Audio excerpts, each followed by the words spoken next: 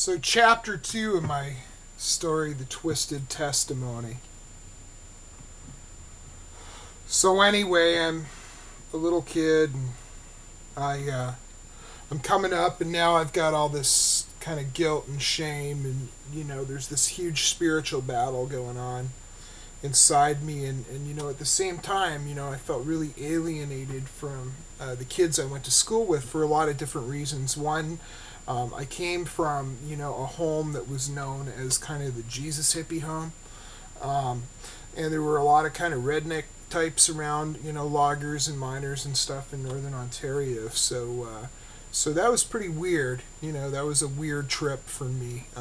Don't mind if I put my glasses on. It's just a little bright in here.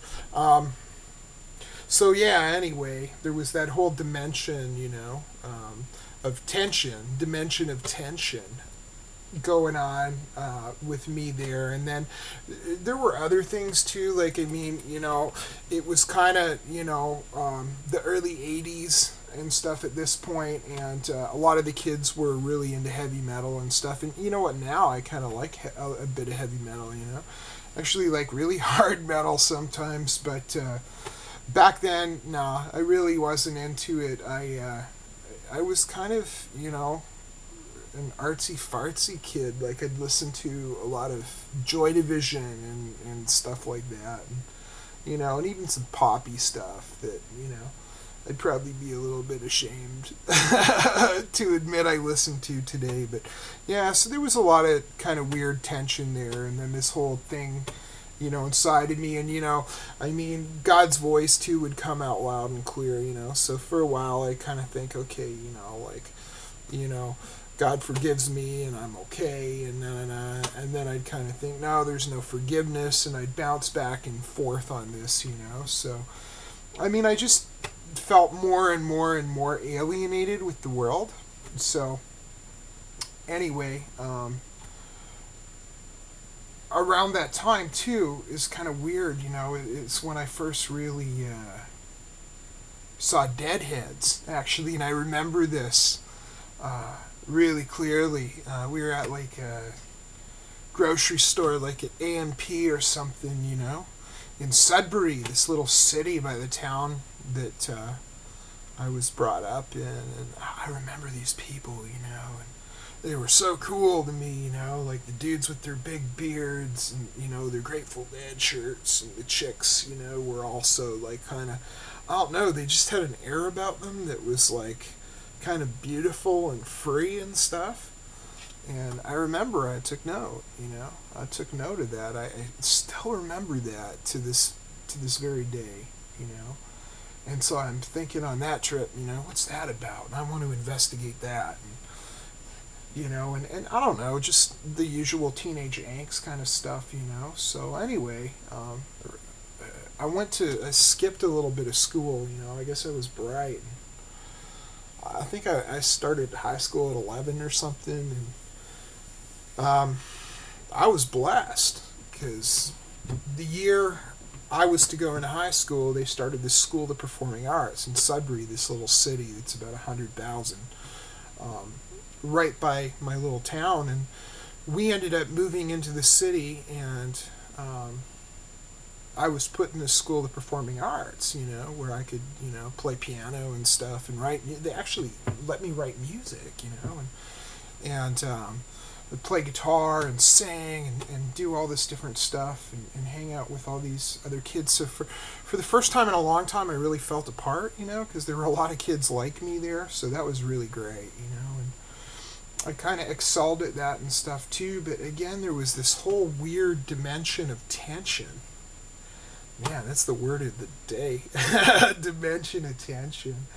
And so anyway, I really felt kind of like I wanted to be with, the cool kids, and drink beer and smoke weed and drop acid and stuff. And I remember around this time, I remember like me being offered acid all the time, like, who knew I'd end up being an acid a few years later. But at that point I was like, oh no, it's horrible, And wanting to fit in, and yet coming from this Christian family and this Christian culture, that kind of didn't drink and stuff and was really kind of straight arrow. Reminds me of Jerry's apron with the straight arrow. I don't know if any of you ever saw the cooking thing with Jerry Garcia, but it's actually pretty funny.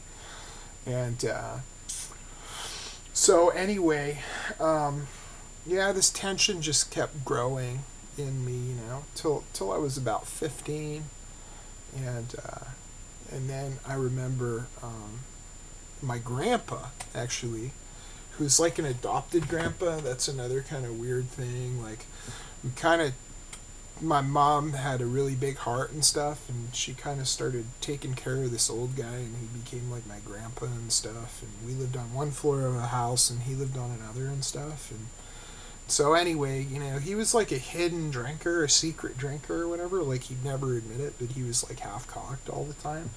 And he used to hide like liquor bottles, like rum and rye and all this stuff, like up in the rafters downstairs. And like, just one day I was in like looking for tools or something, right? Because it was like this little laundry room that was down there, and I saw this like shiny cap, right? So I like went up and bam, I saw this liquor. It was like, oh, this is interesting, So I remember me and my friend like pouring all these, mason jars full, like, this much of a, 40 or 60 or whatever it was of rye and ramen with it, and probably vodka and brandy or whatever, And, we made this rocket fuel and took it to a party, and it was the first time I got drunk, and I remember, I just felt like, so confident. I remember this jock guy used to give me the worst time at school, and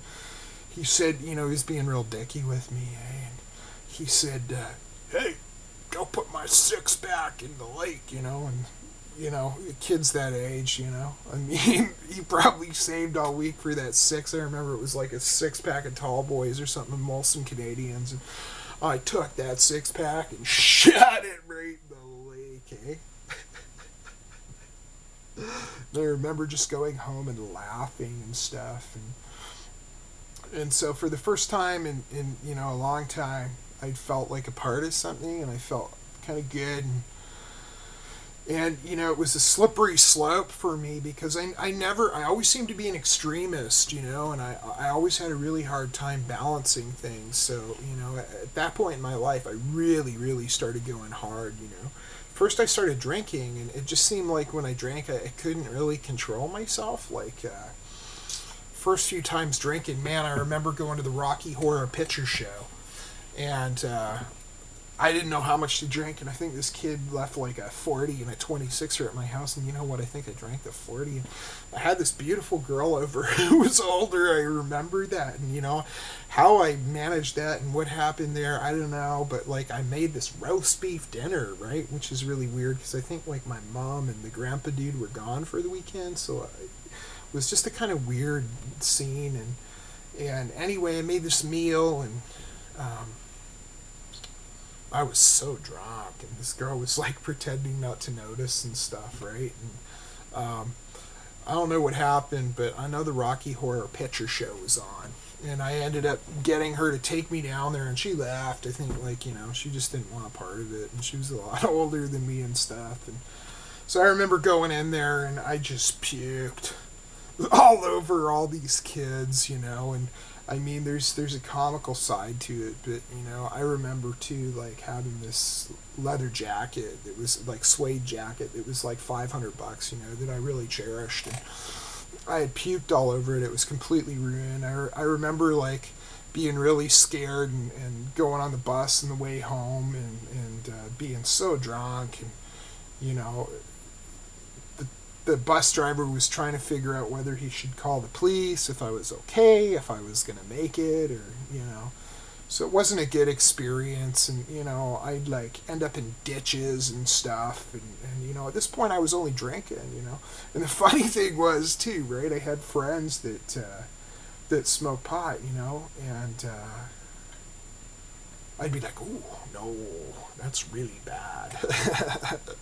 Meanwhile, I'd just be, wasted all the time on liquor and stuff. And so I don't know, it just kind of like I'd have these little adventures, and then I'd like kind of smarten up for a while. I'd scare myself like I'd almost get expelled from school or something. And yeah, it just got weird.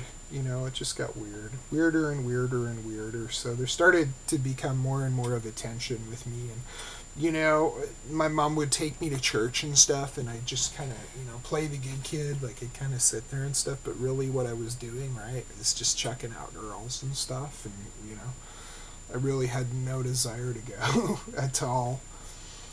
And around this time in my life, too, during the summer, we had always kind of gone up to this place called NBC, which is kind of like this big camping park for like Christians or whatever.